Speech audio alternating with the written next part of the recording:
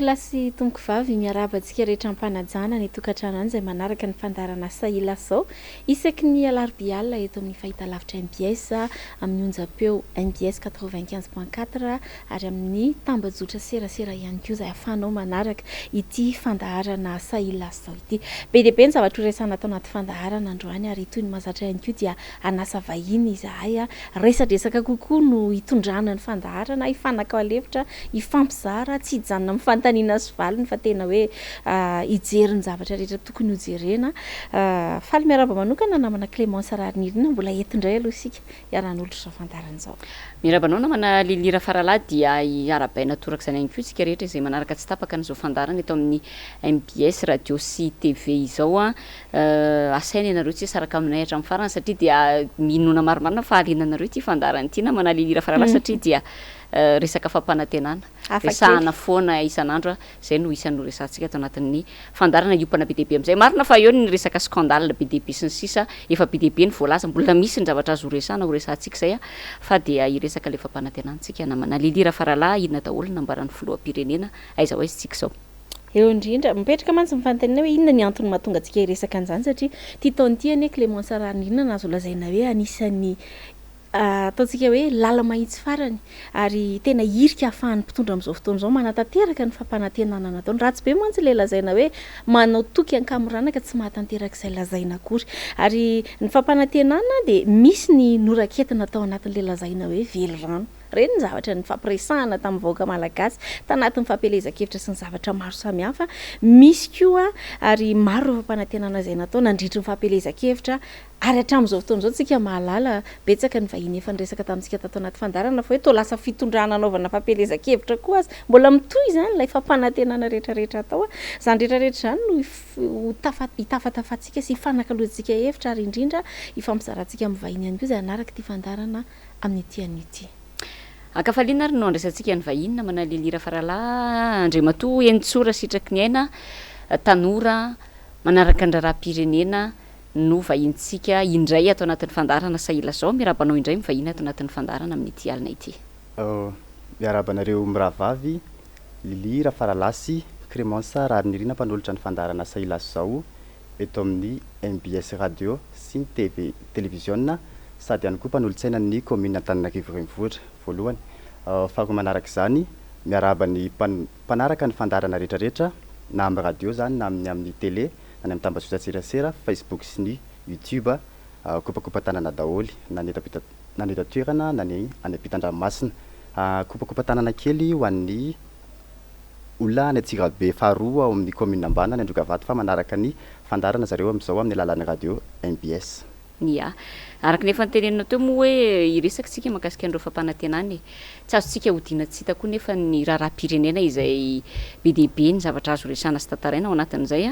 ao anatin'izay fampanantenana izay dia ataontsika hoe hozaraintsika telo mazava tsara angamba fandarana amina Lilira Faralahy iresaka tsika ny resaka politika ny resaka toe-karena ny resaka sosialy mais iresaka fanatanjahantena koa isika ao anatin'izay dia any amin'ny faranfandarana tsika araka ny resako teo iresaka ihany an'ireo vaovao izay mafana sy tokony hifampizarana ao anatin'ity fandarana ity. Anomboantsika zavatra ny resaka politika namana Enitsora sitraky ny aina nisy ny fampanantenana nataon'ny filoham-pirenena mikasika ny resaka hoe fametrahana ny filoha teo aloha Marc Ravalomanana ho lehibe ny mpanoatra arahantsika vetrana ny fampanantenana dia hiditra vetrana amin'ny resadresaka tsika aorianan'izay. Lalam-panorenana izay napetratsika dia mametraka ny statut de l'opposition ka avelako malalaka Andriamatoa Ravalomanana ho chef de l'opposition rehefa tonga amin'ny fitondrana. Ino ny ataontsika hoe vidéo isan-tarantsika ny resadresaka araka ny resantsika teo inona no azo ambara mahakasika an'izay aiza hoe sika zao ny amin'izay fametrahana tokoa an'Andriamatoa Ravalomanana ho lehibe ny mpanoatra izay. Ya ny amin'izay fametrahana ny président Ravalomanana ho lehibe an'ny mpanoatra izay ny resaka ny flotte fodizy mbola candidat hoe Andriamatoa Ravalomanana no ataoko filohan'ny mpanohitra akoatr'izay na nyresaka an'iny izy na tsy nyresaka an'iny lalam-panorenana izay nataony dia nyresaka fa milaza ny statut an'ny opposition mazava be ny voalaza lalàna izay zareo ihany ozy ihany no nanao azy fa ny olona nahazo vato be indrindra tamin'ny fifidianana filoham-pirenena no tsy maintsy lehibe ny opposition akoatr'izay ihany koa de ny faharitany lalàna hoe ny atoky rehetra zay tsy mitovy hevitra amin'ny fitondrana de mifidy ny olehibe ny mpanohatra ary mbola natao ihany koa zany de lany ho filohan'ny mpanohatra ihany koa président Ravalomanana nefany ny zavatra nisy ankehitriny tsy tanteraky ny mpitondra izay fampanantenana zay voalohany indrindra ny diny ny kianjanam-bojatovo iza moa nanao ny kianjanam-bojatovo ho kianjan'ny demokrasia satria mba hafana tsy tenenany mpanohatra raha izay nataony ihany koa hoe lehibe any mpanohatra président Ravalomanana tsy napetraka ny le statut mbola tsy najainy satria isaky ny vao misy zavadravatra kely mafampana eto amin'ny firenena de feno mpitandro filaminana eny faravohatra angejana ilay lehibe ny mpanohitra mikasika an'le fanakatsakana indrindrindrindra le lehibe ny mpanohitra zay ndre matomariky Ravalomanana inona ny azo ambara makasika an'izay satria raha lehibe ny mpanohitra izy araka ny tenao teo misy sata tokoa mifehany zany rehetrarehetra zany nefa ny eo indrindra mantsy hoe tena voaja ve zay sata resahana izay tsy voaja ilay sata satria hitanao reny angamba voatsela akory akalaza anniversaire aza natao tany Toliara lacrymogène no mipopoka eraky ny tanàna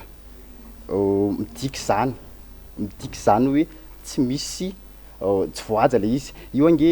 président Ravalomanana ange tsy hoe mpanohatra fotsiny lehibe mpanohatra fotsiny fa sady ex président ary manana olona be dehibe ho andamosiny nefa de ohatry ny reny ny zavatra natao azy tsy voaja lay sady tsy voaja ilay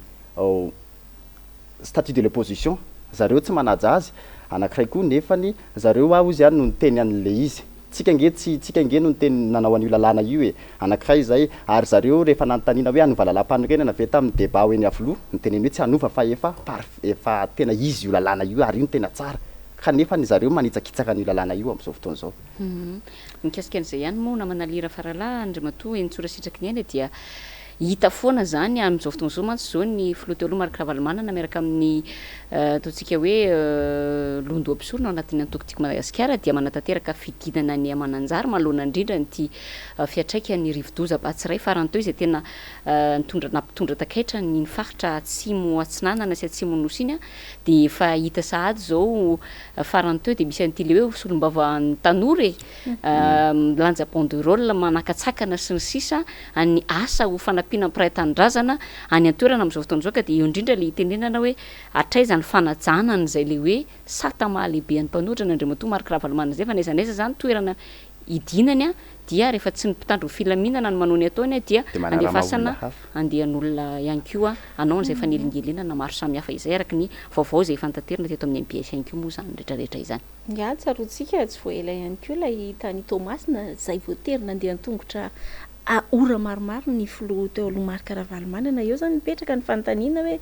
ilay fampanantenana foana ny antiky verenina ry izy mianada hoe ny vavanao ianao no miteny hoe ianao no lehibe ny mpanohatra rahalany eo amin'ny fitondrana tena hoe atao olo-kendry fa tsy any amin'ilay zavatra lazaina fa any amin'ilay fahatanterana nafahana mandrefy ny maha olo-kendry na tsy satria atreto olo de mifanohatra amin'izay ny lazaina no tanterana ka tsy haiko ny fomba fiantso azy miresaka kianjan'ny demokrasia teo moa nareo da de tsaroko kely satria nandalo amin'iny Ambohijatoviny mihitsy alohany anodina an'izao fandarana zao de mijery an'ilay voninkazo sy bozaka eny tsara tarehy tokoa le bozaka maitso tsara fo izy aho hoe de inona moa zany no tena hidiran'ireto bozaka reto amin'ilay demokrasia lasa ihany saiko izy mianata tsy sanatria hoe manivaiva na maneso fa tena mipetraka ny fanontaniako hoe raha ianao no niziriziry mafy nametraka ny makianjan'ny demokrasia ny zavatra ohatran'ireny kanefa zao ny zava-misy ankehitriny miroso makany amin'ny tena fanomezana sehatra ny olona rehetra tokoa ve tsika sa fanampenam-bava ny betsaka de atao amin'ny endriny rehetra na ny endrika mahafinaritra toy ny zaridaina ary zany rehefa izay no afahana manakombona anao tsy teny raha matoa Clémence Rarnirina de efa mety le izy le solombavan'ny tanora teo fotsiny asiko resaka kely satria ao anatin'ny ataontsika hoe firesahana politika mihitsy sika zao tadidinao angamba namana le lira faralany resantsika teto mihitsy hoe atao iny reto solombavan'ny tanora reto de io zany izy fa efa hita hoe apetraka le izy hiaro ny tombotsoany zao fitondrana izao sy hiaro ny tombotsoany filoha-pirenena zay ngamba makasika an'iny resaka fampanantenana iny satria fampanantenana ho isika no resahana ny amin'ny hoe fametrahana n'Andriamatoa Marc Ravalomanana no lehibe ny mpanohatra dia sy eken'izy ireo zany ny aloha ny fanatanterahana an'izay tsy tanteraka zany zay fampanantenana zay. Faharoa mahakasika ny fampanantenana trany a de misy koa le fampanantenana hoe tsy ananana havana ny fitantanana. Andrimatoa ny tsorasitraky ny aina. Irahantsika mahita nefa ny scandale marobe manahoana ny hevitra momba an'izay. Ity moa zany izy moa ny teny hoe tsy ananana havana ny raharam-pirenena ary tokony izay tokony ho izy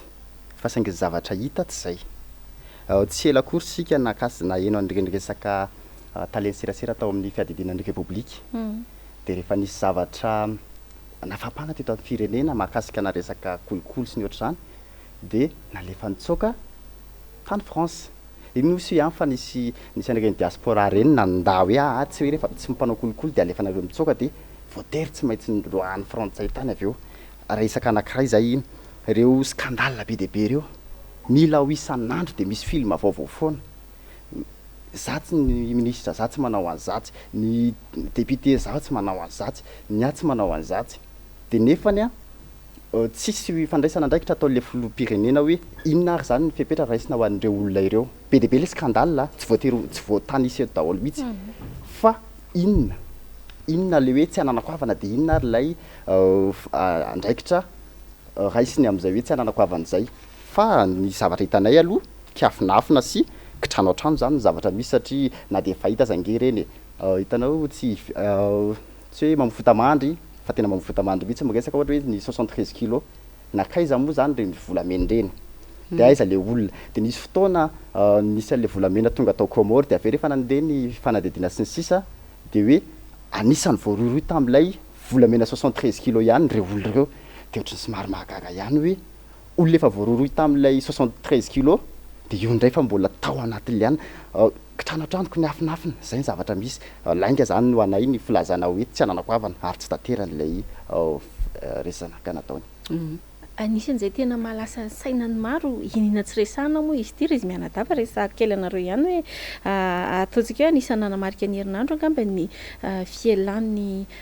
ministry ny fitsarana teo aloha imbiky Lasa tao anatin'ireny scandale be dehibe zay fandresahana tsy verenako tsony lavabe ny resaka tato anaty fandaharana samy manan'izay mety andraisany azy sy ny fomba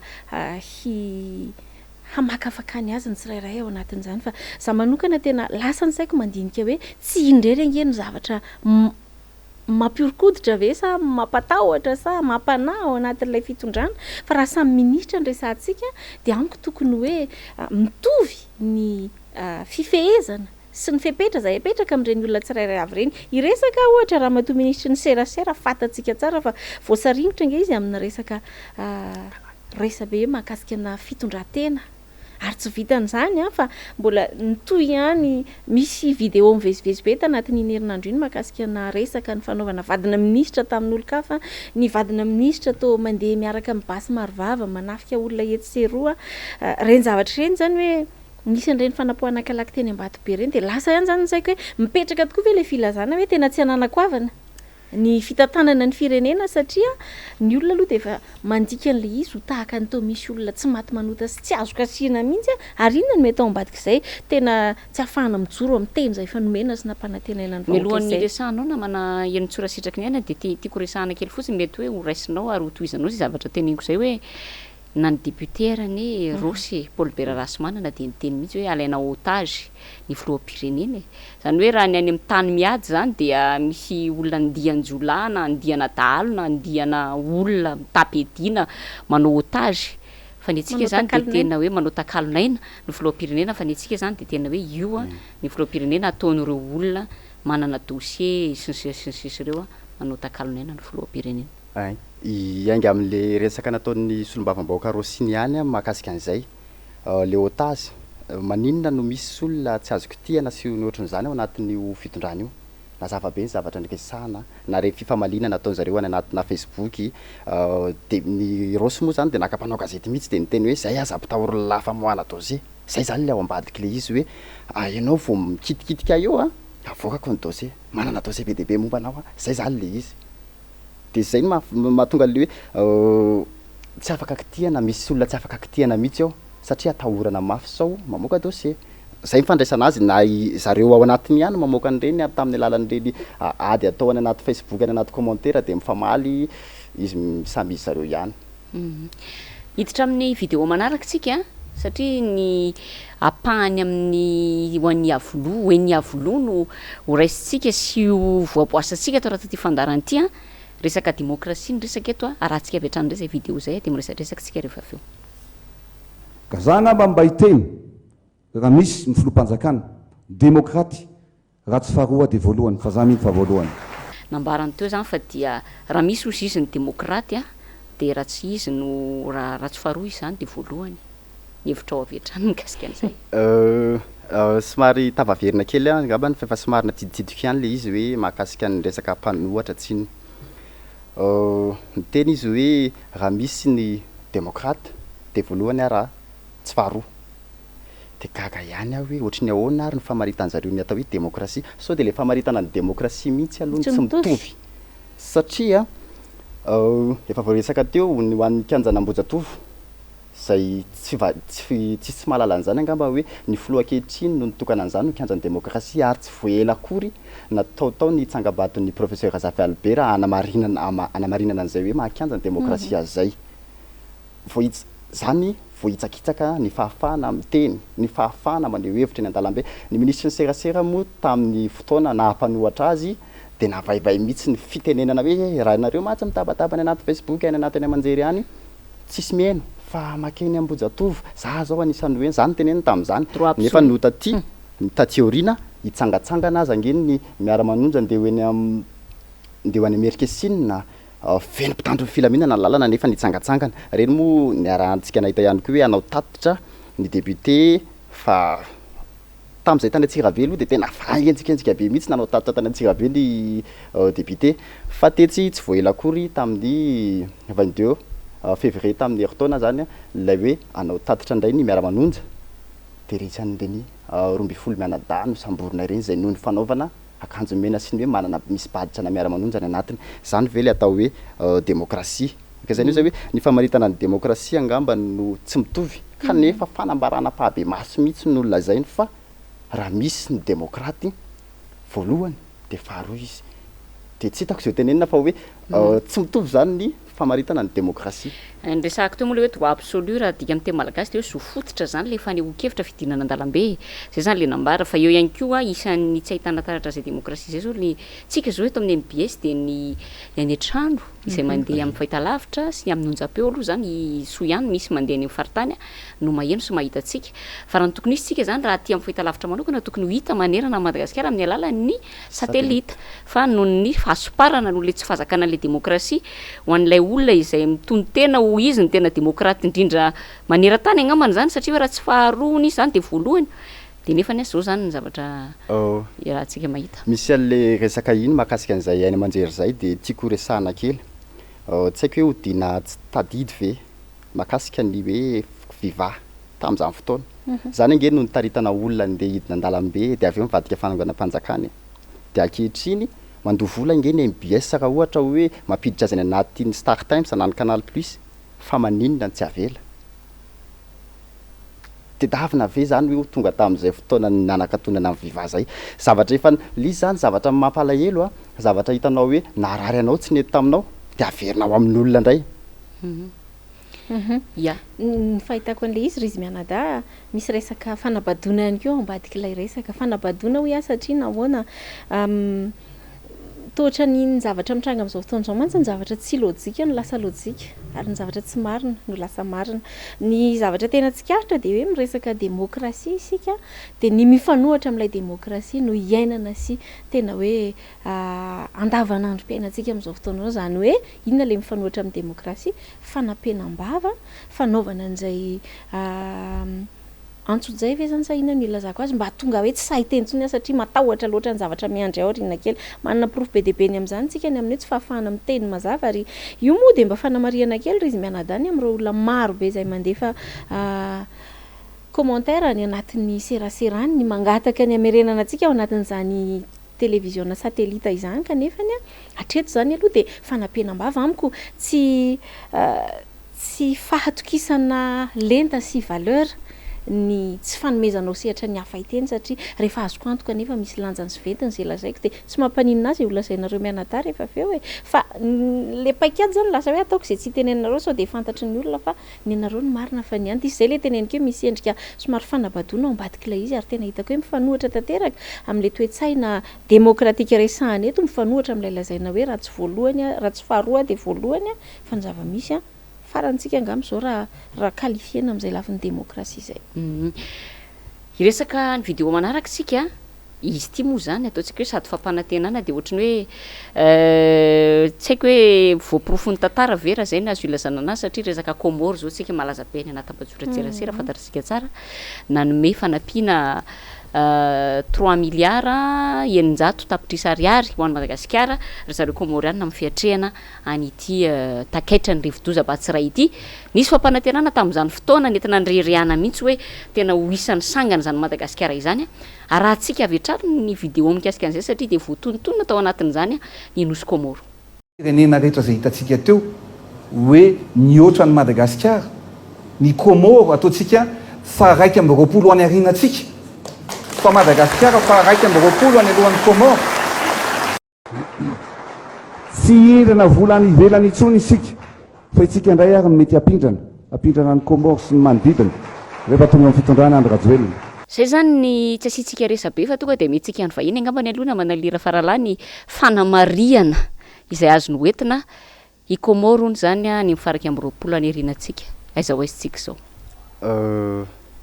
Somary mahamenatra ihany le izy satria zay zavatra matetika zay zavatra kesan'ny filoha miresaka izy na mampanantena na manao fampelezan-kevitra de ny fanohatra foana ny zavatra nitsanga. Tena ity zao tsika omeny Comore enatra fa tena nahagaga maty satria précis tsara mihitsy nanaovany ohatra ny Comore hoe ataontsika fa 1.20 anarinantsika Comore de mbola nasiny fanampiny ihany hoe isika fa 1.20 anarinan'ny Comore. Ninina tsy nitenena zany le 1.20 hafa dinganina fa Comore mihitsy aloha de iomeny Comore lesiny io tsika hoe aleo nareo rehefa tsy apindrana anay de aleo omenay. Zay le fahitanazy eto de mamenatra reny raha ohatra hoe olona misaina tsara tsika mandray an'ireny zavatra reny hoe omena enatra tsika satria diso mitente fahatany ve sa tsy haiko tsony ny fomba ilazana an'izany zavatra zany. Eninjato tapitrisa ariary no nomeny nosy Comore ny Madagasikara ao anatin'ny fiatrehana an'izao vokatry ny loza voajanahary Batsiray izao ary 3 miliara angamba zany en FMG raha tsy diso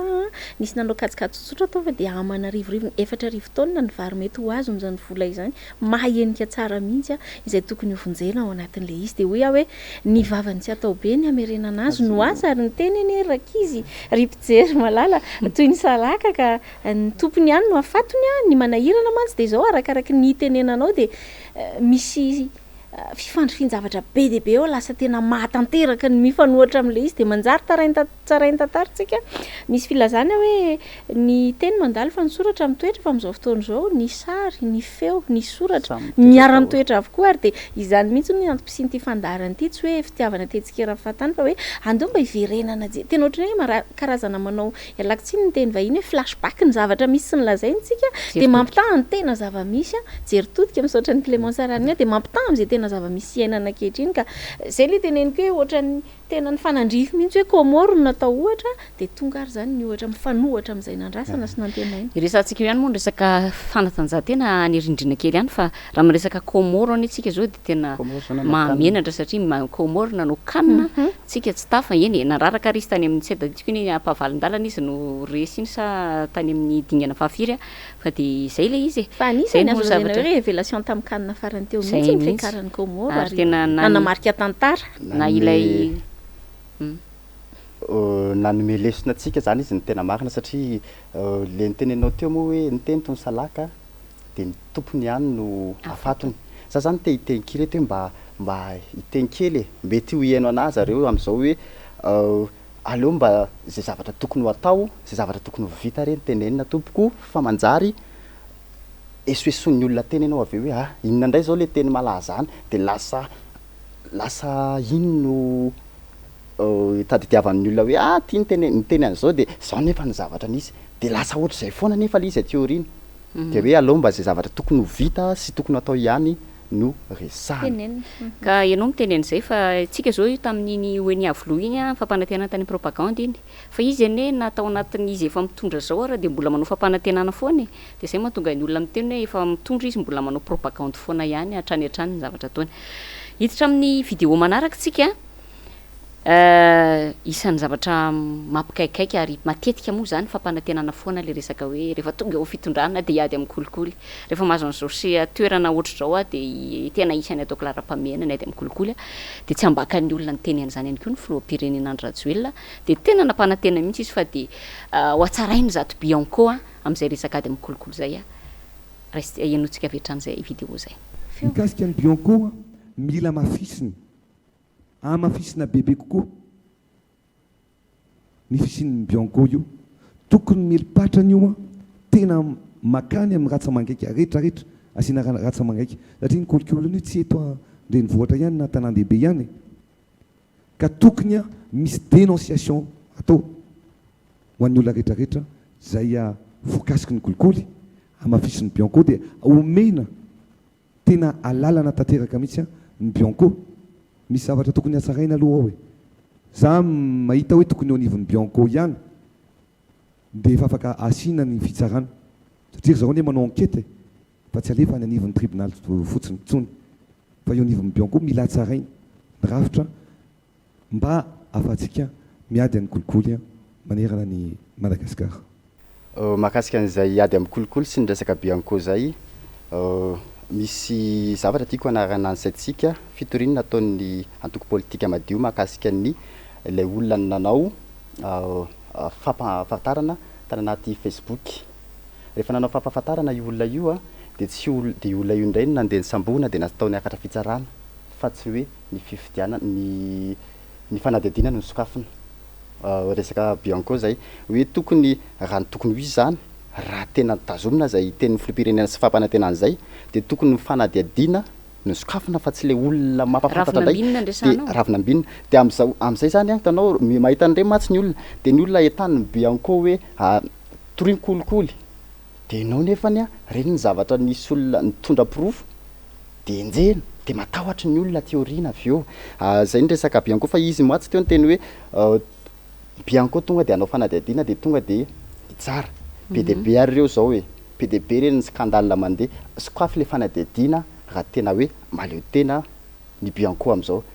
tsy resaky tsika bombe société écran plat scandale na ministre sy ny sisa hoe nanao an'izao nakatsiny nakaroa reny ohatra ny volamena zavatra PDB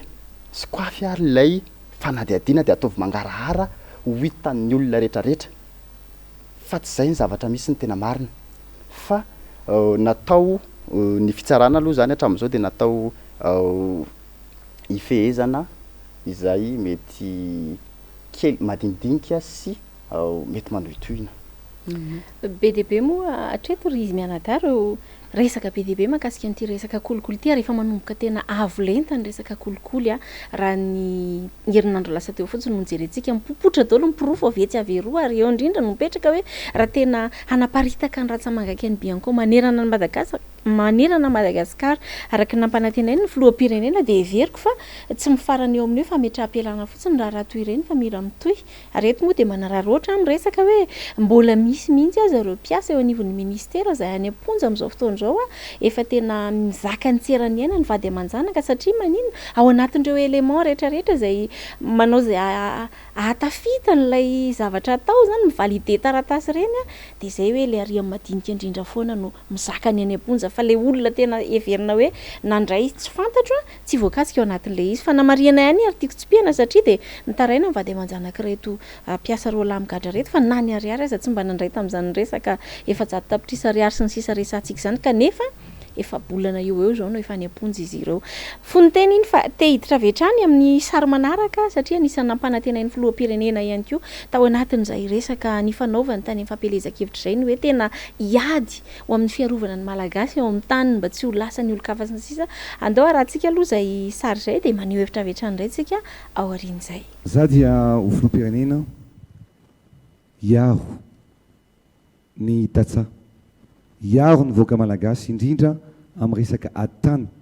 zay mampikaikaika ny vahoaka malagasy ray manontolo ankehitriny. Ny zavatra mitranga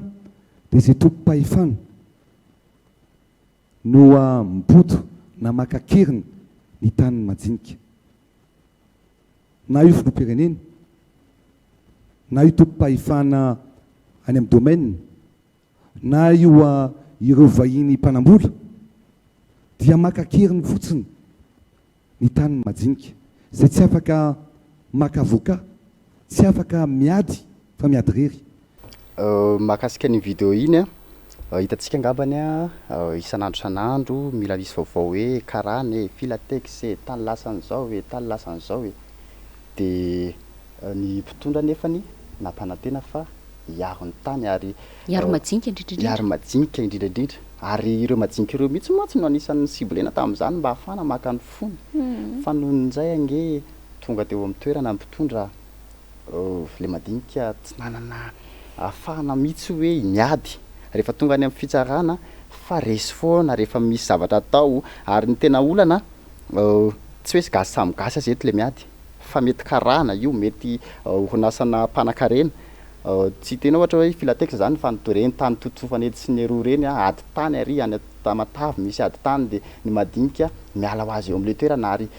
nisy fotoana moa tsy haiko raha tadidintsika nisy vaovao mahakasika ny ady tany tany Tamatavy dia zandarma mihitsy no miaro ny karana dia mandroaka sy manilika ilay vahoaka malagasy dia hoe zay ve le atao hoe miaro vahoaka madinika. Resaka an'izay ihany ianao fa efa nentina teto amin'ny Fandaharana moa namana lira faralafa nisy an'le ady tany teria ny commune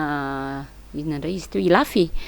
ia teny Gadikely Ilafy nisy an'izay ady tany izay hatramin'izao mbola hifanilana ny anivon'ny fitsarana ary nijoro mihitsy moa ny député IRD izay isany mitarika n'ilay karazana ataontsika hoe vomiera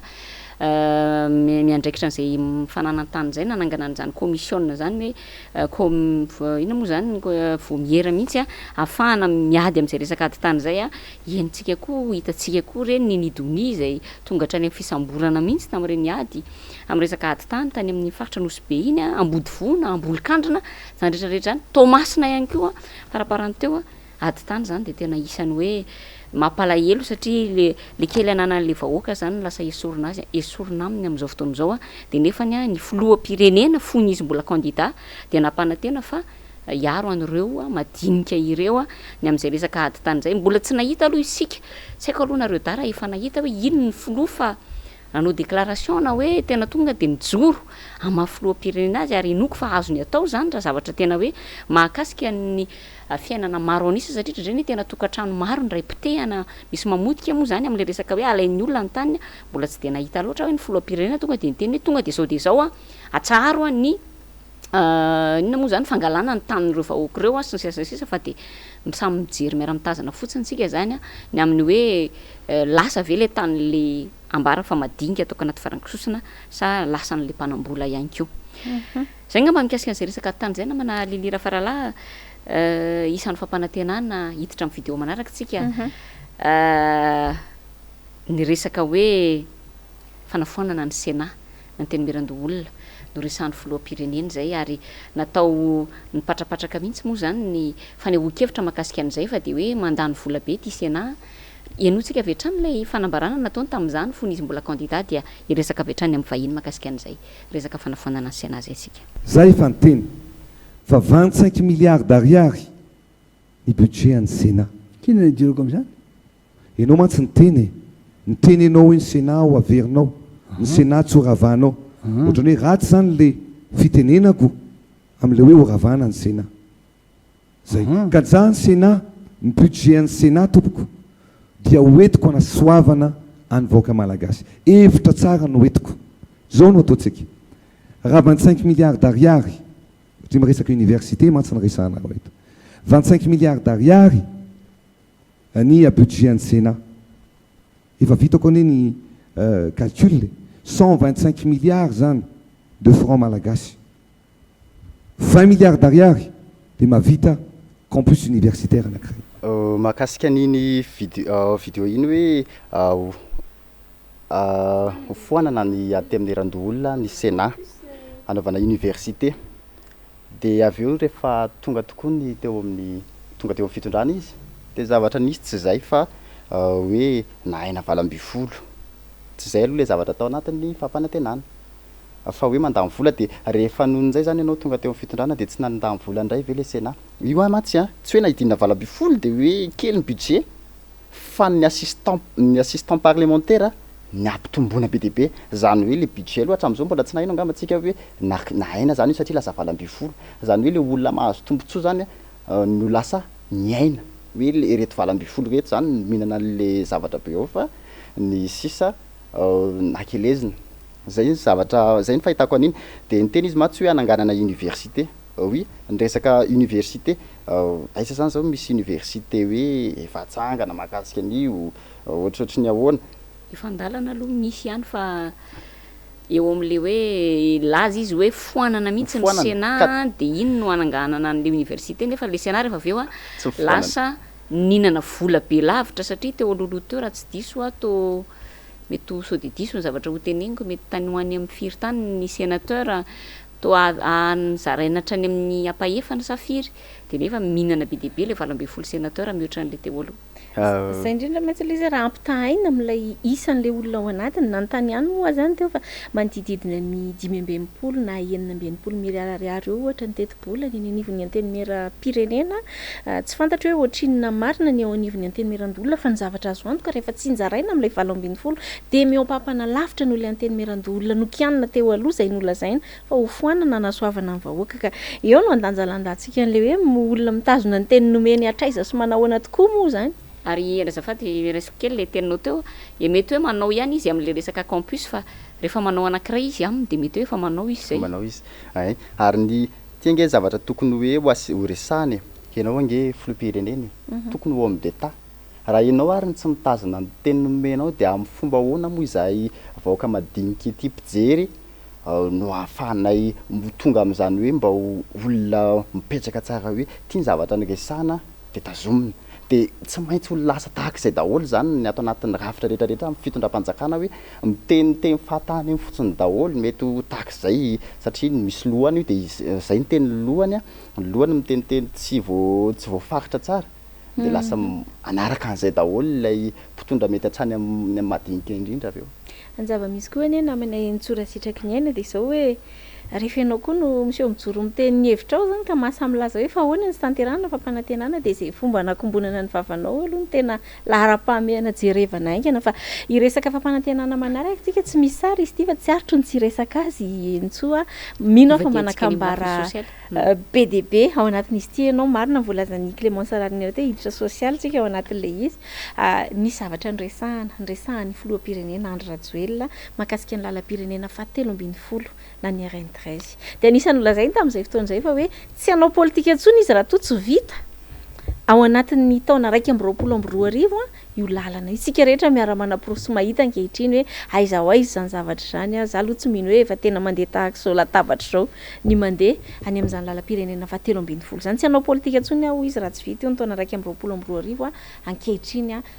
tsy vita le izy a ahoana ny fandraisanao an'izany entso raha sitraky ny ainy tiako isarena ny saintsika ty tenin'ny Martin Luther King aty maitoditra amerikanina hoe isika mila mpitondra tsy adalam-bola tsy tia sehoseho fa manaja ny mahaolona ny tenin'ny filoham-pirenena hoe efa tao anatin'ny fitondrana io a hoe tsy hanao politika intsony aho raha tsy vita sy manomboka velohan'ny faran'ny taona ny RN13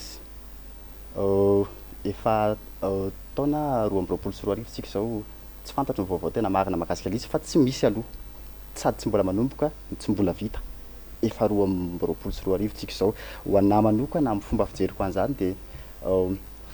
fanambanina ny olo-pehzy nangambany sy fahambaniana toe-tsaina no miteny tahaka izany fa maninona no miteny an'izany satria ianao ve filoham-pirenena mamaritra mitazona mandady 10 taona de RN13 lalam-pirenena anankiray no andrefesana zany hoe tena izy tokoa ve ianao raha mahavita an'io na mahavita raha tsy mahavita de tsy izy de raha mahavita zany ianao de hoe zay fa tena hoe merci président bravo fa vita lay RN13 fa manarak'izay mahakasika ny hoan'ny hoe izy ary no afaka hitsara azy amin'ireny zavatra nataony ireny satria kabary apabe maso nataony reny tany ren-danitra sady naleha tamin'ny any amanjerim-panjakana nandeha directa nandeha ihany koa tamin'ny any amanjery tsy miakina ny tiako tenenina hoe raha tokony ho izy zany satria tsisy fitsarana mitsara azy amin'izay hoe ny tanterahany ny teny nomeny na tsy ny tanterahany de tokony hoe ho clameur public ave na ny hoe ny tabataba-bahoaka ave de ahafahana manery azy anaja ny teny nomeny na rehefa tsy voaja ny teny nomeny de tokony isy fepetra mifanaraka amin'izay hoe tsy voajanao koa ary lay teny nampanentenanao an'ny olona. Zay ngamba mikasika an'iny RN13 iny a de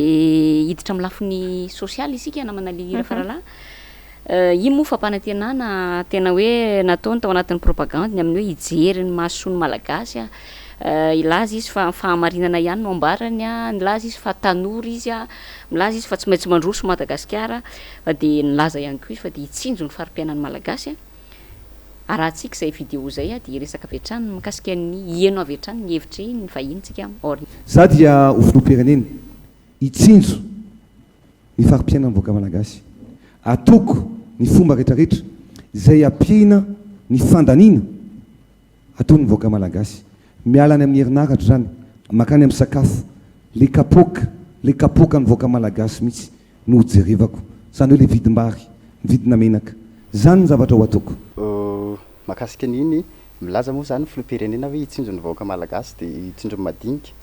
de eo ngamba ny mety tsy fantany angamba le hoe ohatrin'ny hoe le mitsinjo le vahoaka madinika satria zavatra hitantsika am'izao a filoham-pirenena mandeha mandoatra vary hitantsika any amin'ny vaovao sinsany de tsy vitany hoe filoham-pirenena rery fa nisy fotoana filoham-pirenena tany a ny premier ministre tany a ny misy membre de gouvernement anankitelo izy hoe zany ve no anaramana aloha anankiray voalohany kely entre parenthèse iny hoe zany ve no anaramana azy fa na izany aty zay tsy zay akory le asa andrasana amin'ny mpitondra hoe tsy zay le hoe anampy sy hijery marary ny olona fa ny tokony ho ataon'ny fitondram-panjakana de hijery vahaolana maharitra mahakasika ny hoe mba tsy anafarana ohatra mahakasika ny vary vahaolana tsy anafarana vary ny tokony ho dedavina fa tsy hoe ndao a anafatra vary tsika de ho zarantsika vary mora sy ny ohatran'izany io ange namana Clémence sy Lily rehefa mandroso sy misy mamboly eto toerantsika tsy voatery anafatra intsony fa anankiray ihany koa rehefa sendra loza tapoka ohatrin'ireny tsy voatery angataka amin'ny fitondrana ny olona rehefa mety le fitantanany fa izao zavatra zao a de misy matsy miteny de misy miteny hoe vonjy-ranovaky reny fa ny zavatra hita zany de vonjy-ranovaky mandava-taona ave vahaolana maharitra no andrasiny fa tsy vahaolana vonjy-tavanandro angamba ny ilazako azy fa tsy vonjy-ranovaky fa ny olona no miteny hoe vonjy-ranovaky oui rehefa misy tsabona de kena amin'ny vonjy-ranovaky fa ny atsika tsy zay fa na misy tsabona na tsy misy tsabona de vonjy-tavanandro foana ny vahaolana omen'ny fitondrana ary zay zavatra zay de ho amin'ny fomba fijeriko manokana de hitako hoe somary fanambanina ihany lay olo-pehezina satria ianao rehefa atao mihitsy zany zay tsy ananan'le olona de avy eo ianao tonga tamy hatrany mitondra fanampiana de ianao lasa le mitondra fanampiana avy eo lasa ohatriny hoe messi lasa messi mpamonjy an'le olona zany ny zavatra tiana aseho ety ivelany zany efa hoe propagande koa zany zavatra misy am'izao. Izy moa zao raha zao sika no mandeha mivoaka eto amin'ity plateau ty ka mandeha manao interview an'ny olona amin'iny lalana eto akaiky eto fotsiny ara ohatra de inoko maromarina fa raha mitenitsika hoe tena mitsinjo vahoaka marina hoe zay zany loha hevitra anaovana le interview hoe tena mitsinjo vahoaka marina ve zao fitondrana zao de mino maromarina fa ny zato isan-jato na ny mihoatra ny zato isan-jato ara de amaly hoe zao ve ny atao hoe mitsinjo vahoaka satria de tena sahirana ny vahoaka malagasy am'izao fotoana zao nisy ny fampanantenana andriamatoa entsora sitraky ny ainany amin'ny hoe raha tonga eo amin'ny fitondrantsika de ataotsika 2 litatra menaka ataotsika 500 ariary ny kapoaka ny kilao any vary sy ny sisa tanteraka ve zany am'izao fotoana zao iarahana mahita angambany manjary raha za matsy nde ilaza azy de ohatrany hoe miteniteny foana fa sika ny anaty fiarahamonina any mizana be tsy mitanila mitsara n'zay zavatra zay hoe marina ve zay hoe 500 ve ny kapoaka amin'ny vary any aminareo any za ny fampanantenana natao zany a ny kilao vary 2 ve ny litatra menaka fa zao te hisarika kely ny saitsika tsika matsy somary oriava-manana angamba ny ilazako azy taloha nisy an'izany magro zany nahafahana ny feny fiakaran'ny vidim-piainany zany satria amin'ny fotoanany maitsoahatra tahaka izao de ny stock any amin'ny magro a ny mivoaka mba tsy anaroroatra ny grossiste karana sy ny sisa de voatazona foana le ana satria fanarotany grossiste ma tsy rehefa ohatry zay ny tena anisan'ny mampikaikaika ny olona io e de nefany a ny fitondram-panjakana tsy mahasamikitikidika an'ireny satria akamakamy reny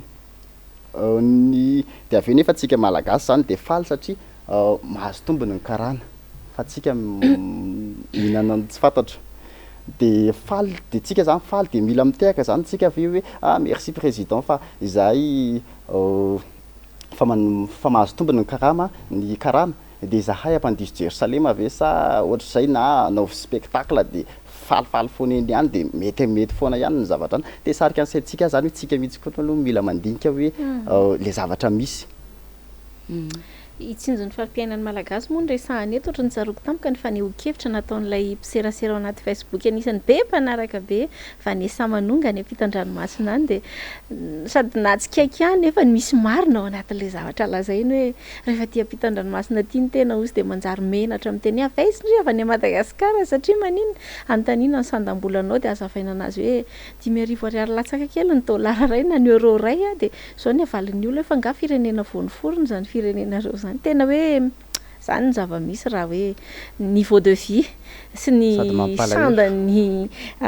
firenetsika nojerena zany moa tsy noforonina fa faneho-kevitra de zaraiko le izy ao anatin'izay a de anisany mampieritreritra zany fa zay koa ngamba Clémence Rarnirina no idirantsika amin'ny lafiny totronsaro kely tena mandalilira farana resaka Vanessa Manonga ianao resaka Vanessa Manonga ianao de resaka 7 février moa vao nomariana teo ny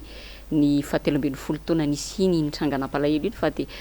tena nitantara tokoa izy tao anatin'ilay vidéo izy de isan'ny tamin'izany mbola mpianatra nafana fony tolona satria miresaka le menaka tsika de mametra-panontaniana mihitsy izy hoe de tena nitolona zay de aiza zao le menaka lazaina fa manao monopole tamin'izany fotoana zany ozy ny tiko ny hoe ny président Ravalomanana zany tamin'izany fotoana lazaina fa hoe manao monopole de zao zay fa zao ohatrinona menaka ohatrinona ho menaka sady utabataba izy ao anatin'le vidéo de mahatonga sainy ary tsara zavatra tsara mahafinaritra rehefa tonga saina satria tanora no avy ny firenena mila tonga saintsika rehetrarehetra hoe inona lesoka inona le erreur atao anatin'izany rehetra resaka kely an'izay Vanessa Manonga zay ianao sy ny mahakasika ny hoe tamin'ny 7 février tsy voela akory zay ny nankalaza an'izay an'izay de ny filohan'ny atamin'ny era-pirenena moa laza fa tratra ny tanjona de eo aloha hoe tanjona inona ny tratra tsy fantatro inona ny tanjona tratra an'zareo fa te resaka kely an'izay 7 février telo amby folo tsenina sifra malaza tsara mihitsy eto Madagasikara fa 13 taona théorie tsika zao de nakaiza mitondra inona ho atsika reny zavatra reny aizy tsika zao fantaniana zany iny de hoe nitiako isika rehetrarehetra mba samy manakotsako an'izay hoe nitondra inona ho atsika ny 13 taona théorie efa nisy ihany moa nijery todika nataonay miravavy tamin'ny fandarana tamin'ny heriny hoe taizan'ny ainga ny 7 Febroary 2021 de aizitsika amin'izao fotoana zao afaka mitsara an'izany avokoa ny vahoaka rehetra fa andeo epita amin'izay any amin'ny lafiny ekonomika itsika raha sitraka reo mianadahy anisan'ny fampanantenana nataon'ny filoham-pirenena tamin'izany fotoana ihany koa ny hoe fampitomboana avo roa eny ny velarantany volena vary eto Madagasikara miresaka fambolena moa de sady anaroatra resaka fiompiana hoe nalaza be le resaka hoe hoasina puce ny omby atraizy izy teto tsaroko fotsiny aloha tato anaty fandarana zay miravavy efa niresaka hoe le puce lasa mivadika kavin'omby aveo le kavin'omby tsy haiko nakaiza koa nytohiny mbola mitovy intetika azy izy sa makaiza ndao raha tsika zay faneho-kevitra zay de iaino ny entso-sitraky ny aintsika ao arinan'ny vidéo foy za moa dia itsinjo mivoaka malagasy efa niteny ary zay le velirano ataoko fa ho ampitombona ny velara-tany ovolena vary manerana ny Madagasikara mahakasika an'izay ho ampitombona ny velara-tany ambolena tsy haiko hoe za ve tsy mahazo resaka sa hoe ahoana fa ny zavatra hitako aloha de manafatra tsika manafatra vary eny iny mety hoe zay angamba ny anako satria vary moa nisy fotoana tamin'izany lazaina fa ela be vao ana tsy tetena le hoe fotoana fa mety lasa faux débat fa zany hoe mba tiako resahana kely fotsiny hoe misy zavatra tsy takany ve ao anatin'le izy fa ny zavatra hitan'ny vahoaka manafatra aloha tsika zao nefa tsy tokony hidra am'izay fa zavatra andrasantsika hoe zay zavatra nitenenin'izay no andrasantsika fa tsy zay ny zavatra mitsanga aizany misy tambary hoe hitarina na ohatra zany na hoe misy famatsiana masom-bolo ve ho atao an'ny tatsaha fa iresaka kely an'izay matsy hoe momba ny tatsaha taloha any amin'iny partiana iny ronjato sy roa arivo vakina karatra any amin'ny tsira be faharoa ronjato sy roa arivo ny MPK resaka fambolena io zany de tatiorina kely efa 10,000 izy amin'izao fotoana zao de zany ve le atao hoe fitsinjovana ny tatsa tadidiko koa ihany koa misy taloha misy famatsiana masom-bolo foana tamin'ny fotoana ny mpindramby président Ravalomanana mbola ankizy tamin'izany fa nahatadidy de isa-taona de mila mahita masom-bolo foana hoe misy katsaka ohatry zao ndray hoy any katsaka foy kely tamin'izany katsaka japonais de avy eo ndray misy vary bota kely de hoe vary japonais masom-bolo vaovao misy fikarohana foana nataon'ny olona taloha fa ny am'izao tsy manana heritreritra ny fitondrana nefa ny zavatra andresahany fa ny hoe andao anafatra de mamelona ny tatsa vahiny zany no mamaika aloha hatreto fa le tatsa malagasy laobo eo nefa ny promessinao de hitsindro an'ireo zavatra ireo ny anao le vidéo teo de mahainao le hoe hitsinjo ohatra no mitsinjotsinjo foana izy de lasa kay lasa vary tsinjo de zay ny farany tsy sarotry iny fa miresaka an'izay tsika de hoe le sambo roapolo lazaina fa ho avy de aveo lazaina fa efa enina zao de efa fito ndray de efa valo izy moa no ahitantsika zay ny anatin'ny seranatsambo any tsika ve afaka manisana zany ko nampanao gazety ara sakanany tsy miditra ny anatin'ny seranatsambo am'le fitsenana an'le sambo sy zay zany zavatra misy am'izao fotoana zao miresaka fambolena ihany ianao reny zao ny CNEAGRE zao raha tsaronareo zao tamin'ny fialan-kevitra minisitra foanana be dehibe moa zany ireo organisme rattaché koa tsy andany ny foanana daholo tiako tenena zany hoe le fanjakana koa efa tsy misy vola de ny zavatra tokony atao hoe tena tokony ahafahana manampy marina be ny tenao teo hoe raha ny tokony ho izy tokoa de tokony le mpamboly aloha ny tsinjovina tsy tokony atao aloha le defina ny fanamby ngeza be hoe ampitombo avy roeny fa tokony le eo aloha no hatsaraina de nefa ny zany ao anatin'le fampanantenana raisiko le tenin'ny député Roland Ratsiraka hoe tsy mbola nahita mpitondra mandainga ohatra ny tia ozy fa de tena reny ny pirofo tsy mandainga zay eto ary tsy manao montage koa fa reny raha antsika mahita reny fampanantenana nataon'ny filoham-pirenena 3 taona lasa izay feno taona zao fa be dehibe ny ankizy 4 taona zany 12 taona tamin'izany manomboka tonga saina am'izao ianareo no avy ny firenena de fa taro ny tantara zay zany ny zavatra tiako tenena ao anatin'izay namana le rafarana nisy resaka kely ny tamin'ny zany hoe mandainga iny za zany hatram'izay nisy fampanantena be dehibe no jerentsika teo de zavatra tokana ihany aloha hatram'izao ny teny filoham-pirenena hitako tanteraka de mahakasika lay kabary nataony tao amin'ny vivanin-kambanana tamin'ny TV Plus tamin'izany le hoe ny atao hoe manao politika de mianatra mandainga zay ngamba ny afandraisika kely amin'izay zavatra zay ianare irosy antsika satria raha nzavatra ho tany saina aloha de tena hoy ny teny frantsay hoe la liste langue mbola be dehibe ny zavatra horesahana fa tsy fantatra moa traiza no tratra mifetra-potoana zay ananantsika fa anisany indresahana ihany koa ary nampanantenaina be resaka tekarena ihany tsika Clémence Ranirina de le resaka comptoir de l'or resaka volamena malaza be ny 3.75 kilao ny farany teo 4.7 kilao sa firy le fase 10 kilao 10 kilao 10 nisy nandalo tany la réunion tena tsy mitsahatra de hoy hoe tantely afa-drakotra ve ny are-pirenena sa manao nandao raha antsika aloha zay fampanantenana zay de miresaky indray tsika aveo noho izany rehefa ho tonga filoham-pirenena dia ametraka centrale de l'or ary tsy maintsy mandaloa ny volamena rehetrarehetra trandrahany eto Madagasikara volamena angambany hatram'izao aloha ny volamena enitsika tsy mahenitsika hoe misy volamena ohatry ny ahoana ao amin'ny banque foy be ao fa ny volamena rehefa isaky maheno resaka volamena tsika de volamena mivoaka foana de magaga itsika tsy maheno itsika tsy mahatratra eto amintsika fa efa any amin'ny tanin'olona any le izy vao eno hoe efa any Afrika Atsimo ony de vao aingana kely koa le 73 kilo iny fa vao aingana kely koa tatsy Comore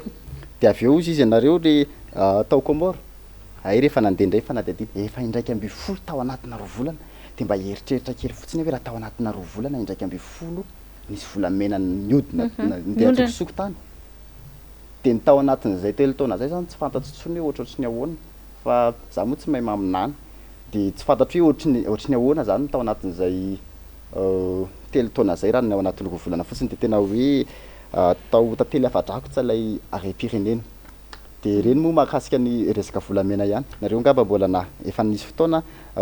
sarina mpitandro filaminana natratra olona le hoe nangady volamena tsy ara-dalàna malagasy de hoe rehefa le vahoaka madinika kely ohatry ny reny de mpitandro filaminana firy miara-makasary amin'eo fa hatramin'izao mbola tsy hita ny endrik'ilay olona nitondra volamena 73 kilo. Miresaka niny volamena iny moa tsika dia efa ndraisana namana lelira faralahy teo ihany fa ao anatin'ilay raharaha zay mahavoasaringotra ny minisitra teo aloha moa zany Mbikery Laza dia mivoaboaka ihany koa amin'izao fotoan'izao ny tantara filma ozy izy ianao teo manaraka mikasika ny hoe misy mbola misy ministra hafa, mbola misy député ihany koa ao rahantsika eo ny fanambaran'izay député zay rehefa avy eo fa mbola misy député ihany koa voasaringotra koa anatin'le resaka trafic d'or na ataontsika hoe fanaovana famoahana tsokosoko resaka volamena ary famoahana tsokosoko koa ny devise na ny vola vahiny popotra any anatin'ny tambajora-tserasera ny daholo zany rehetrarehetra zany tiako mariana fotsiny raha miresaka volamena isika i volamena io tokoa isany harem-pirenena ahafahana atao hoe mampiakatra ny sandan'ny ariary ohatra ny volantsika malagasy raha ohatra ka voafé ary toy ny resaka fametrahana centrale de l'or na mpanantenan'ny filoha tsy tanterahany hatramin'izao tony dia tena isany tokoa ahafahana manao an'izay hoe fifehezana an'izay vidim-piainan'izay kanefany dia lasa ny akamakama nresantsika tery ampiandohan'ny fandaharana hoe ankitrano an-trano lasa misy lasa ananakavana le fitantanana ny firenena nanana namana dia lasa tsy tombontsoa maro anisa araka ny dradradradraina raha ny eno an'iny hoe ny avoloha iny tsy le tombontsoa maro anisa sy le ho an'ny tombontsoa vahoaka araka nampanantenaina ny tanteraka fa ny tombontsoa ny vitsy anisa ary atsiarovako an'ny tompoka la Gilbert Raro Zatovo raha niakatra tao anatin'ny fandaharana iray fandaharana tamin'ny fahitalavitra ravavy izy tena nyteny an'izany izy hoe raha mbola ny mpitondra no mijery no manodidina zany hoe ny vitsy anisa manodidina azy fa tsy ny maro anisa zany hoe ny vahoaka tsy androsona ovinanoviana mihitsy Madagasikara zay ngamba ny fanamariana kely angamba mahakasika an'izay resaka volamena zay na manalilira farala izany eo am'resaka toekarena ihany tsika fa anisan'ny fampanantenana nataon'ny filoham-pirenena Andry Rajoelina tamin'izany ihany koa ny hoe hamorona orinasa mba ahafahana mamorona asa ho an'ny tanora rehetrarehetra any amin'ny faritany sy ny sisa andao rahantsika aloha zay ampahany kely zay indray ary dia miverina amin'ny resaka eto sika avy eo ny filoham-pirenena rehetra mifandimy teto tsy nisy namorona asa tany amin'ny faritra zay ny nano ataoko lahara-pamehana voalohany indrindra aloha dia ametraka centrale lehibe mba hidinany herinaratra vidiny herinaratra any amin'ny revoparitany rehetra manerana ny Madagasikara tafapetraka zay misy port daholo any any misy port any Tomasina misy port any any Tuléary misy port any any Diego misy port any any Fort Dauphin misy port any any Majunga zany hoe afaka atao tsara zany akaiky kokoa mety kokoa ho an'ny vahoaka malagasy no hoe ametrahana industrie any amin'ireny amorona asa zany moa zany resahany filoha amorona asa ozy izy mba fitomboana ary zay ny tokony ho izy fa izao zavatra misy tsy zay firy zay ary ny orinasa efa nitsangana satria zay ny fampanantenana tsika rehetrarehetra maramamaly an'izay fa izao tsy raha fa tsy mahavita manangana ny fanjakana dia mbola manakatona ihany anisan'izany ny tiko tena hoe giazana mihitsy tsy fantatra hoe no tsy fitaavana olona anankiray ve kanefa reny orinasa reny mamelona olona marobe ary amin'ny mampitondra fanjakana anao dia tokony ho adidinao aza miasa sy manampy an'ireny mba iveloman'ilay vahoaka fehezonao fa tsy zay ho any zavatra misy tsy mbola naheno a orinasa reny nandresahana ny orinasa hoe etanol aiza le etanol malaza ho vato fototra moa zany hoe fanjakana mpanao mpitokana vato fototra nandeha koa ny resaka gasikara anao fiara sisy aiza reny orinasa reny efa be deaibe mantsy fa zany efa tatao anatin'ny mandako ary zany nresahana an'izany gasikara sy ny etanol sy ny sisy reny fa aiza le izy hatramin'izao tsy misy hita tsy mbola naheno angamba tsika hoe nisy orinasa fa raha nisy orinasa angamba dia hoe nandeha nisy resaka orinasa zay dia nataon'ny filoha mitokana pahaviana orinasa stara tany Antsirabe orinasa privé tsy nahavita nanangana orinasa ny mpitondra fa nanakatona sy migeja izay kely misokatra eo nataony misy koa fampanantenana ny amin'ny fananganana cimenterie na orinasa mpanamboatra simenitra amin'izao fotoana izao ny simenitra efa tena tsy takabidy tsony ny saka 10 kilao la saka 10 kilao ary rehefa tsy voatosika ny olona amin'ny resaka hoe fahafahana manorina dia mikatso tanteraka ny toe-karena satria inona ahoana moa ny ahafahan'ny vahoaka zany mahatakatra n'izany simenitra lafo be zany. Ya raha ny fantatro farany aloha ny aingetany amin'ny 5,000 dia 4,000 fara fambany ny vidin'ny simenitra ray lasaka 50 kilao dia eo indrindratsika no mijery hoe aiza ho aiza ny fandehan'izany zavatra rehetrarehetra zany fampanantenana mena anankiray koa matoa miroborobe ny sehatry ny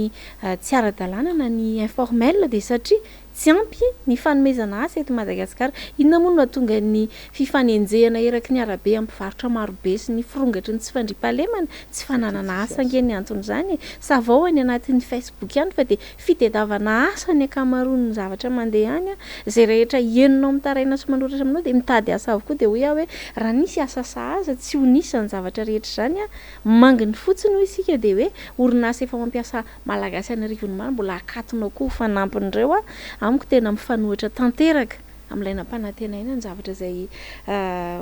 tanterahana ry izy mianadara. Marary moa zany ny tena rehefa mieritreritra n'izay zavatra satria nisy fotoana tena nifampikesaka tamina olona dia mbola tsy takatry ny olona ilay izy tamin'izany fa hoe politika sy ny sisa fa zao rehefa mahita ny mahazo mivarotra amoron-dalana eo Analakely dia sady misy fotoana ianao tianesy zany nefa malahelo ihany koa hoe zao mahazo azy. Satria tsy tsapan'zareo tamin'izany fotoana hoe izy ange mila miala eo mila olona mitady olona afaka mamorona asa ho azy dia izy rehefa misy asa miforona dia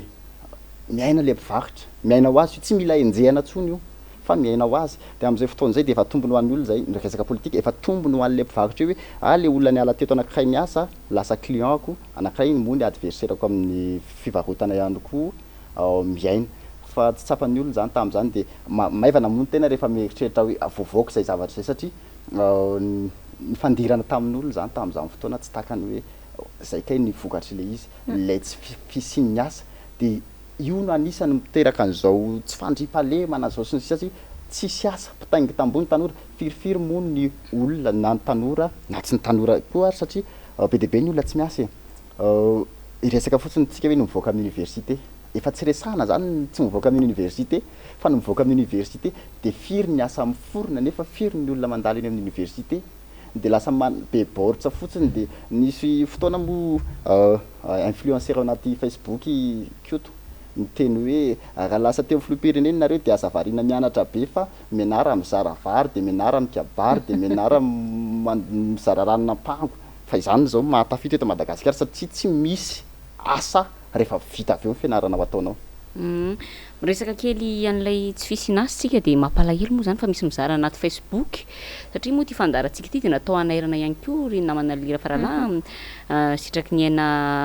Enitsoa dia amin'izao fotoana zany dia lasa be dia be ny tanora vehivavy mivaro-tena amin'izao fotoana izao zany hoe le vola azo mora foana zany noho izay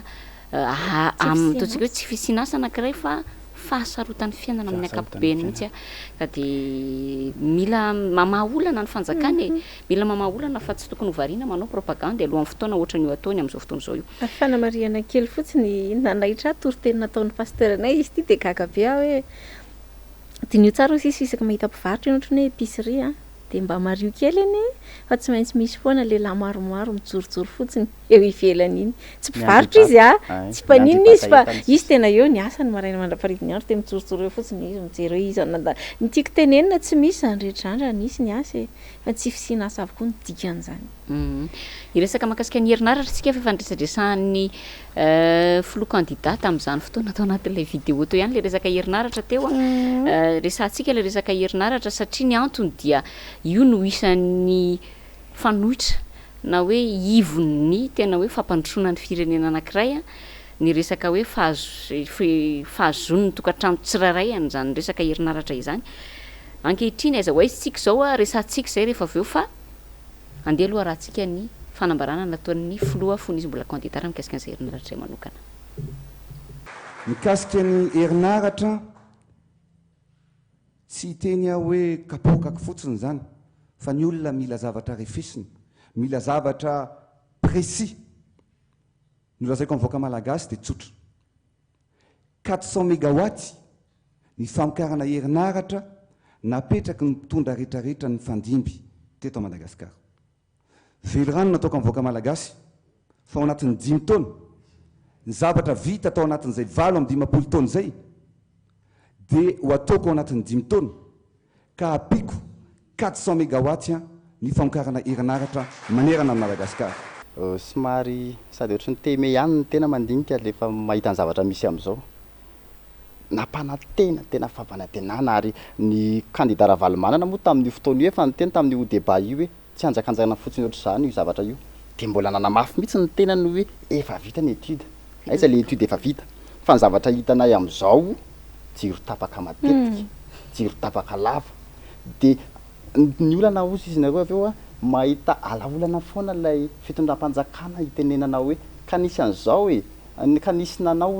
nanapaka hono ny pototary dia avy eo manao fanambarana hoe zay nahita an'izay olona zay manana ango-baovao mahakasika ny zavatra io dia omainay an'izao ka manina le vola atao an'izany raha anarenana le izy dia avy eo indray ateoriana kely indray dia mahita hono ihany misy manao sabotage iny lasa le fanjakana zany lasa mitady fomba ialana ilany iarovana ny tenany fa tsy le tady le vahaolana kanefa ny zavatra nampanantenany dia tena ina ary matsy ny vidéo hitantsika fa nisy vidéo efa tamin'ny 2024 miteny hoe afaka roa taona dia isy andeha amin'ny éolienne na andeha amin'ny éolienne andeha amin'ny alalan'ny rivotra indray ny herinaratra eto amintsika satria hoe be da be ny rivotra eto fa étude tenenina mivava fotsiny fa le étude tsy metsaika aloha hatramin'izao aty amin'ny vahoaka. Alohan'ny ekarana teto amin'izao fandaran'izao anaovana fanidinana fandarana dia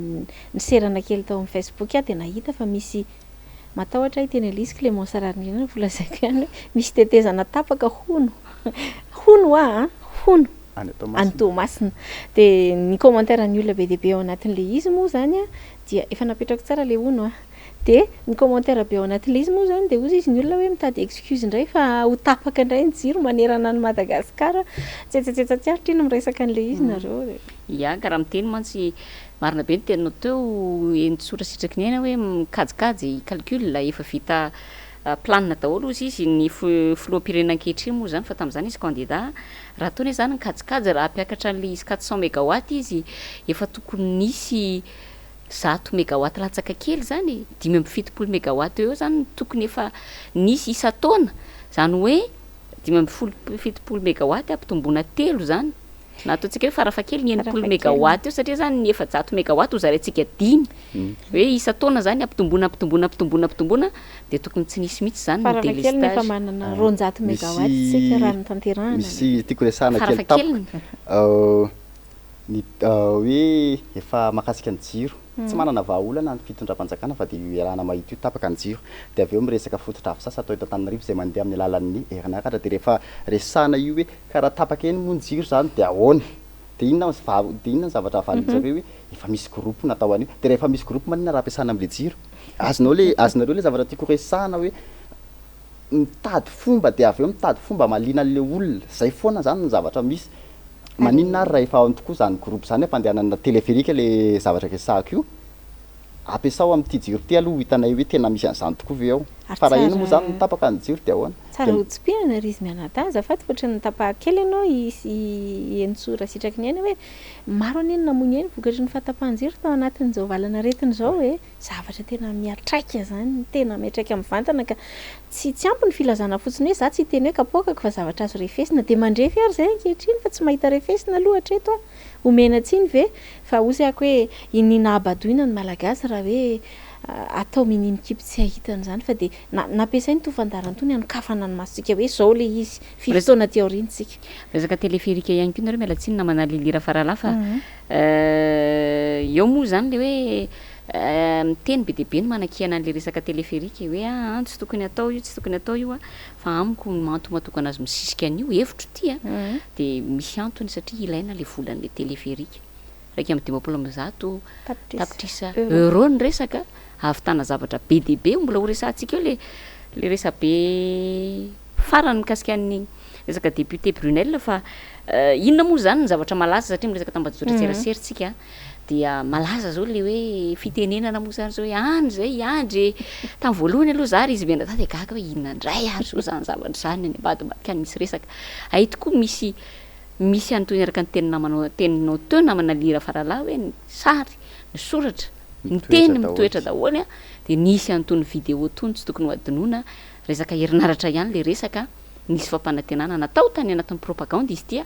arahantsika mba ho fampatsiahivana ny vahoaka zay manaraka an'izao fandarana zao fa nisy tokoa zany zay hoe any zay andry ay fotsiny zavatra mangatahako anareo rehefa mampirehatra jiro ianareo a de ozy izinareo hoe any zay andry a mitondra ny fahazavana atao ato-trano hoe zay ekena sa ty ekena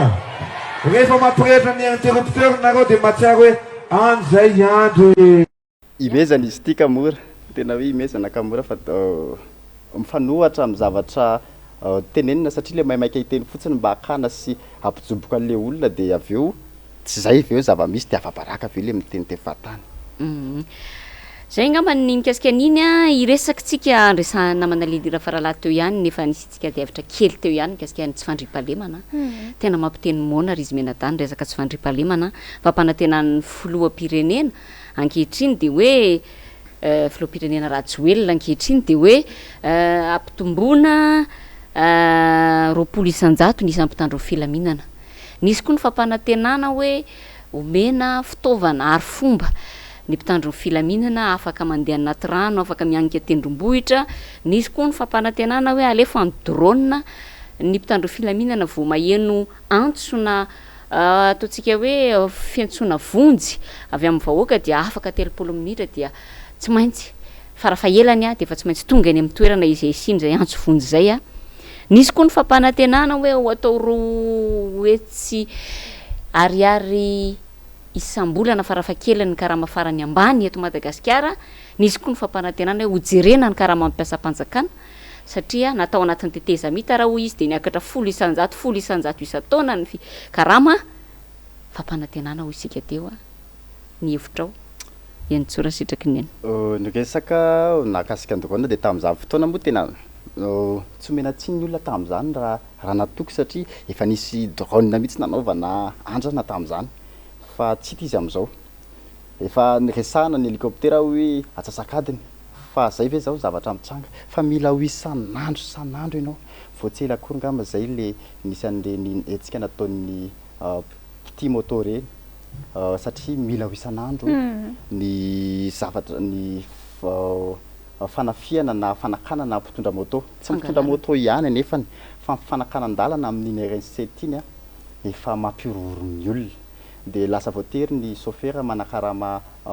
gendarme na ohatra zany hiaraka ao anatiny de miaraka amin'ny karavana de tsy maintsy miandry karavana de efa tokony ho kajikajina aby koa zany satria ao anatin'ny resaka vola sy fotoana tokony hoe vidina lafo ny 4x4 raha moa reny de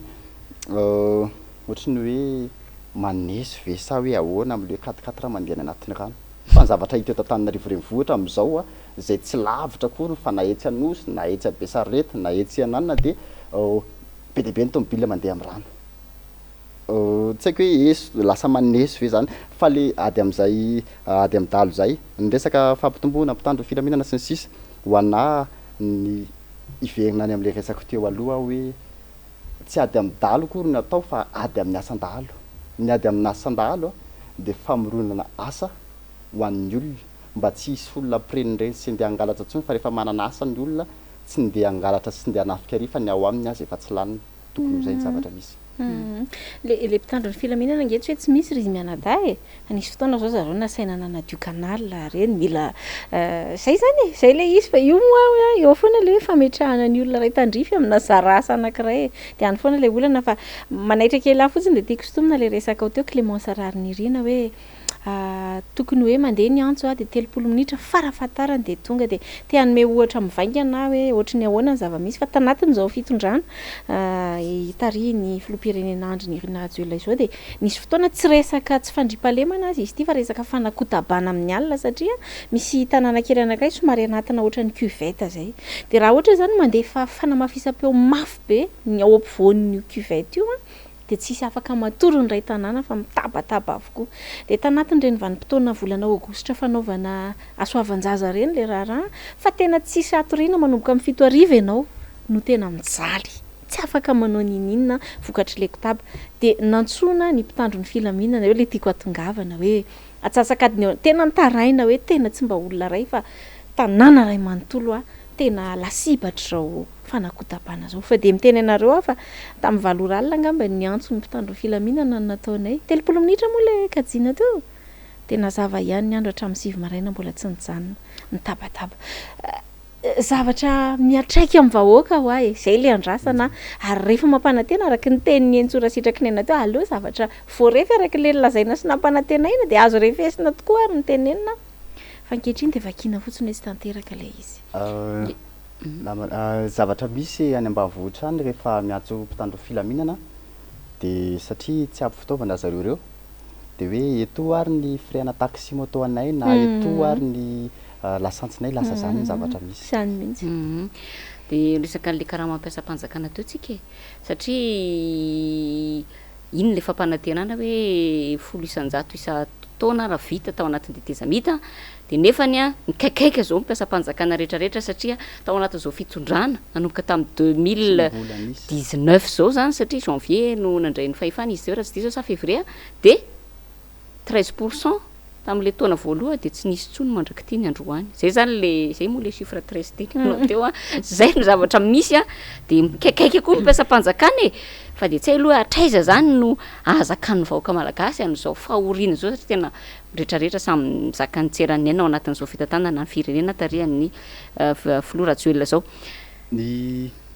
karama moa ny resaka ny filoha zany hoe ho atao farany ambany ro etserikary fa tsy vitany tsatsy io fa tsy miasa tena mbola be dehibe tena mbola be dehibe dia zay foana mahatonga antsika ohatra zao satria naona le olona tsy misy asa tsy misy atao dia io anie miteraka le tsy fandriampahalemana satria nisy ny kolotsaina malagasy tsinona hoe alao mahatakapitso tsy zay mahaty androany dia lasa mitady lasa voatery anie le olona kindraindray tsy hitantsony zay omena tsiny satria voatery le olona mitady zay hohaniny mba tsy ho fatin'ny anoanana satria mahamenatra le hoe maty ny anoanana tena mahamenatra zany hoe maty misary zany. Efa nresantsika teo ihany na manalilira faralany resaka Komoro resantsika teo le hoe Komoro lasa nampiram-bola fa nanome fanampiana amin'ny matsika malagasy isorana anazy moa zany zavatra zany resaka fanatanjahantena tsika farany teo zao tsika aloha tsy tafakatra tamin'ny kanina fa nampanantena ny filotany anatin'ny propagande fa dia isan'ny hijery manokana ny ahafahan'ny malagasy rehetra misitraka n'izany fandefasana ny kanina sy ny mondial sy ny sisa raha tsika izay video zay dia resantsika kely momba an'izay. Za zany dia manome toky fa ny matcha rehetrarehetra na io coupe du monde tena ho hitan'ny vahoaka malagasy ray manontolo matcha complet eto amin'ny TVM. Zay mikasika ny resaka fampanantenana momba ny sport. Le ao amin'le sport hitako hoe misy tsy dia mivaky loha ihany angamba ny filoha amin'le izy na dia milaza azy izy fa tanora sy ny ohatra zany satria renitsika nanao kanina tamin'ny 2018 reny ange ka fikarakarana efa tamin'ny fitondrana teo aloha nahatonga antsika ho tafakatra fa noho n'izay vao tonga ty filoha amin'izao fotoana zao dia na ny anao mondial na ny anao kanina aloha dia samy raraka daholo ary zavatra nanenjehana fitondrana teo aloha mafy dia mafy mihitsy le hoe amin'ny epahany fa ataon'ny fitondrana amin'izao ihany le izy avy eo. Le mikasika an'le kanina zay moa tsara resahana ihany hoe nampanantena tamin'ny voalohany hoe alefa rehefa avy eo rehefa nandeha nandeha teny ny fotoana dia lazaina fa lafa vola be indray no mandefa nyty le kanina dia sasana teo ny atidohan'ny malagasy hoe vola be zany ve dia atokana fotsiny andefasana ny kanina sy ny sisa dia rehefa avy eo amin'izay rehefa nilatsaka ny rivo-doza anasy ny teo alohan'izay le nisy an'le oram-be iny dia na le famoramora atao le kanina mba ampanginginana ny fahateseran'ny malagasy zay zany le zavatra nitranga farany teo ka tena ny hevitra indray ny malagasy hoe tsy lara-pameana indray zany aloha raha mitamy zava-misy any le teneniko hoe ny mitondra firenena ao mila mipetraka amin'ny toeran'ny ray aman-dreny ray aman-dreny angamba afaka mamina vinna tsara hoe inona ny mahasoa an'ireto zanako reto dia tokony ho toraka izany ihany koa fa efa mandeha dia mandeha moa ny fotoana Rizy Mianada toizantsika ihany sady mamaraparana raha totsika Clémence Rarinirina aleo aloha iresaka ny vaovao mafana amin'izay tsika lalovantsika fotsiny zay vaovao mafana zay raha fa zao reny ny vidéona raha tsika Rizy Mianada tao anatin'ny fandaharana ho an'ny mpijery mitodika ho an'ny mpijery tsika eto manahoana ny fahitanareo an'izay zavatra nisy satria fampanantenana hoy tsika teo ny resahana tanteraka ary velo fampanantenana amin'izao fotoan'izao tsika rehetrarehetra zao ny miara-mamaly fa ny député IRD ny député mpanohana ny fitondrana dia mahita sary hafa mihitsy ao anatin'izany zavatra mety rahantsika mahita izany ka hoenotsika ny fanehoan-keviny satria izy dia resy lahatra fa raha ireny raha ny vokatra izay naseho an'izao fitondrana izao dia tena azo antoka ny fandreseny zao fitondrana zao raha mbola irosaka any amin'ny mandaha manaraka fiodinana voalohany fiodinana voalohany indrindrindrindra rahantsika vetra raha tsika mahafantatra fa ny fampandrosoana ny firenena anankiray dia tsy vitana mandat anankiray tsy vitany 10 taona tsy vitany fotoana fohy zany ao anatin'izay ka raha ohatra ka malagasy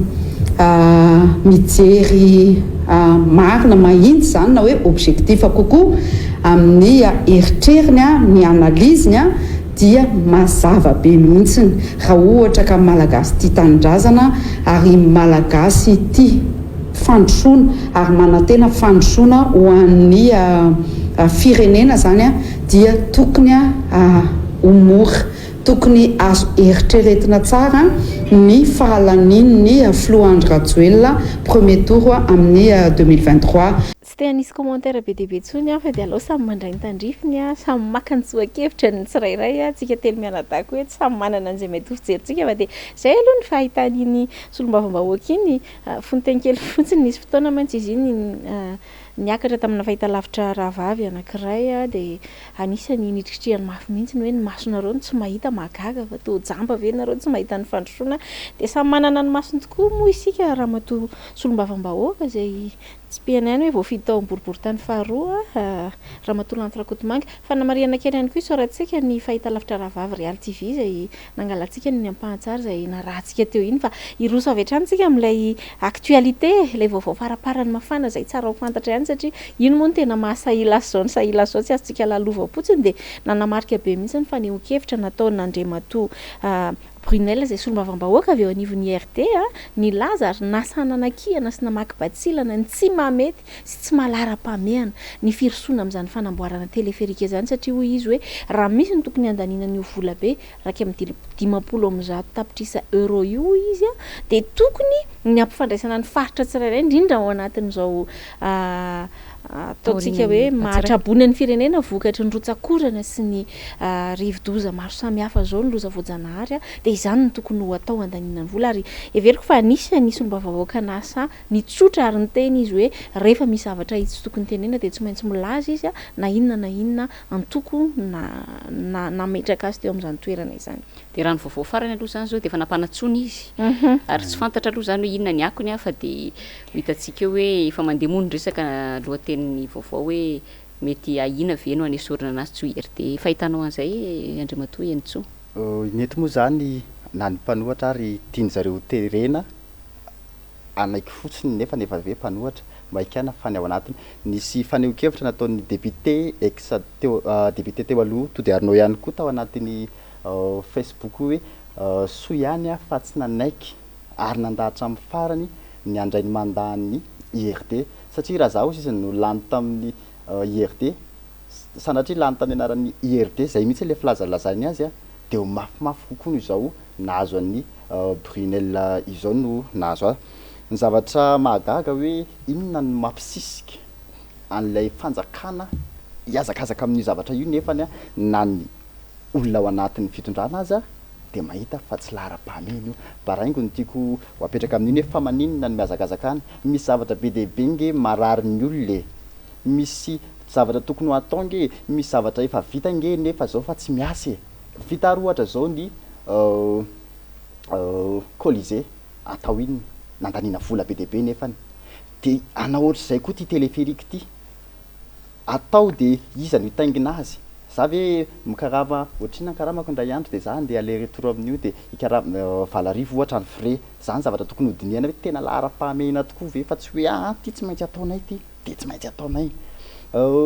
sady amin'io le izy tsy vitany hoe frais lafo be fa za zany ohatra hoe mba andeha eny Akatso de andeha bus maketsy Anosy de itaingina makeny de Anosy andray téléphérique de eny amin'ny Rova-ndray midina de andray bus ndray zavatra tsy logique zany tsy natao fitaterana tsy hanala amin'ilay fitohanana eto andrenivohitra kory le izy fa de hoe ty tsy maintsy atao de zatra manao letrezana daholo zay zavatra rehetrarehetra eo de